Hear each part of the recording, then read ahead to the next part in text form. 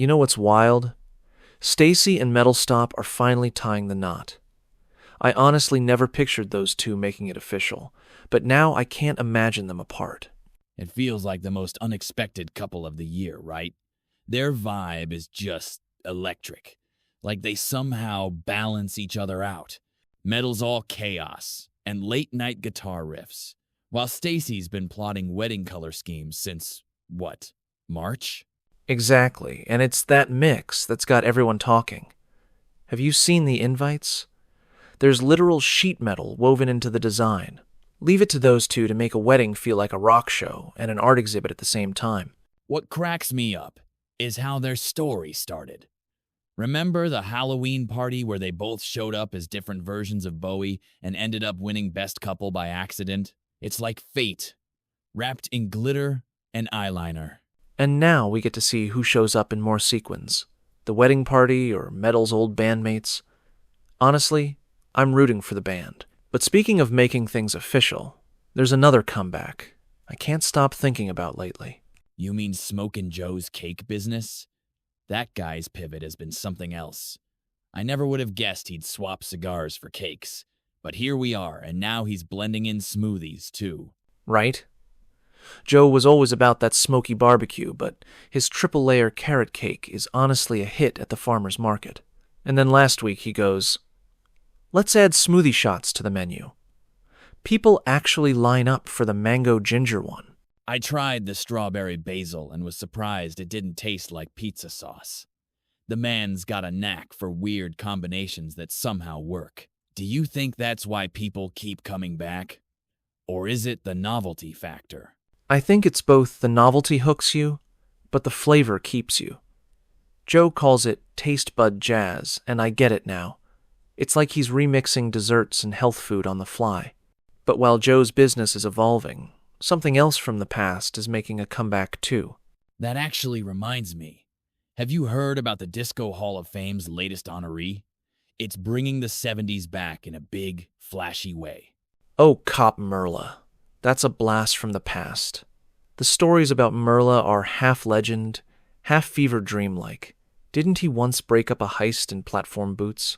Yeah, and he supposedly talked a jewel thief down just by playing Stayin' Alive over his cruiser's loudspeaker. It's not every day a cop gets honored by the Disco Hall of Fame, but Merla was a whole era by himself. His mustache alone deserves its own exhibit. But he really did bridge worlds, law enforcement, disco, even local fashion. People still wear replica sunglasses just because of him. It's funny to me how nostalgia cycles 1 minute. We're laughing about disco cops. Next thing you know, everyone's streaming their theme songs. Speaking of the past surfacing, did you catch that news about Detective Owens? Absolutely.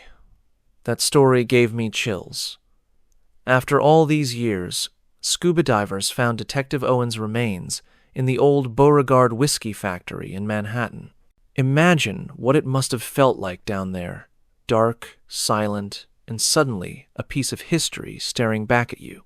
What really got me was Jerry Warburton's live report. He sounded genuinely shaken.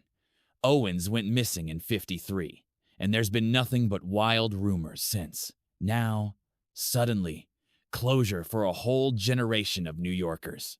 There's something eerie about how abandoned places can hold on to secrets for decades.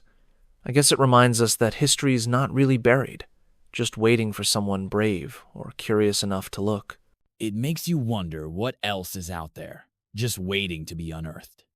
But let's swing from the mysterious straight to the wild, because the Super Bowl next year is going to be unforgettable for a totally different reason. I can't believe the headlines about the 2025 Super Bowl already. String bikini swimsuit models streaking across the field. It feels like something out of a satirical movie, not real life. The internet basically melted.